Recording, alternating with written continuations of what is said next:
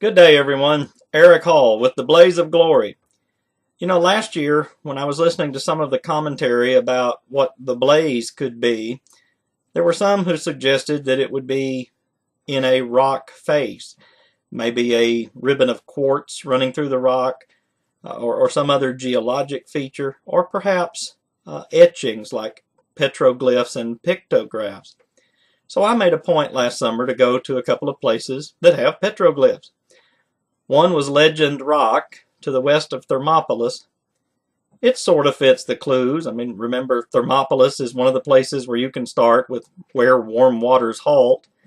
You travel north in the Bighorn River, not really a canyon, it's more of a wide river valley.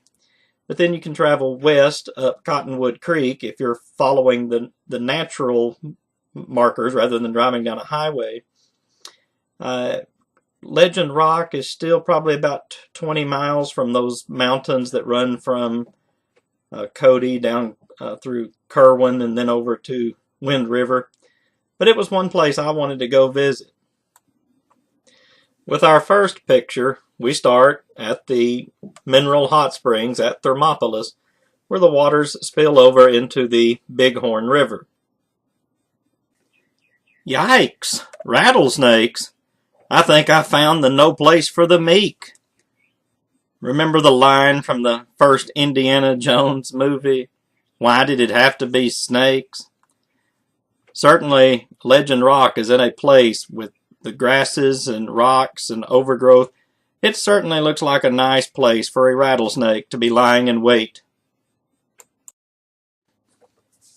The first couple of images of these petroglyphs look like normal animals that we might see today. One even shows what looks like a pair of 8-point buck deer. The next image looks like a thunderbird with a couple of people waving their arms at something that looks oddly like the alien grays. The next image looks like an upside-down sumo wrestler.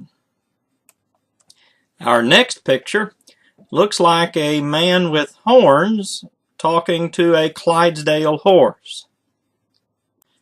The next two pictures show what look like aliens with 4 fingers. I'm reminded of the petroglyphs that the Anasazi Indians have in the American Southwest that show these giants with 6 fingers. But here in Wyoming, they show 4. The remaining pictures are just an assortment of other, what to me look like aliens, not really humans. Some of these we have no idea, of course, what the story is behind them.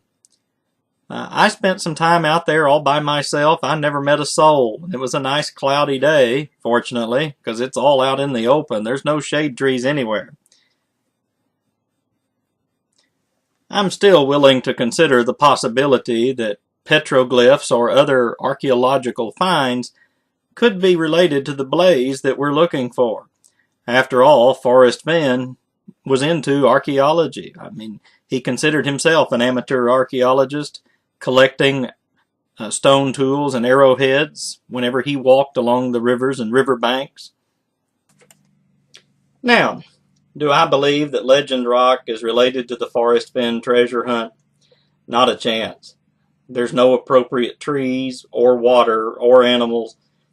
There's not even mountains for close to 20 miles to the west. Now, if you want to follow the creeks up until they get to the mountains, I'm sure it would be almost as scenic as going to Kerwin, and the clues would have a better fit. It is a nice place to visit. If you're going to go out there, take extra gas because you're going to get lost. The highway, according to the map on your phone, doesn't exist. And to get there, if you're coming in from the road from Thermopolis, you have to wander through these spiderweb-like roads of an oil or gas field. I think I made something like 19 turns getting out there, and the only signs are almost like little homemade signs by the road. If you miss one of those, you'll never find your way out. If there's any lesson to be learned in all of this, it's like the bumper sticker says. If you're going to be following me up into the mountains, don't follow me. You'll never make it.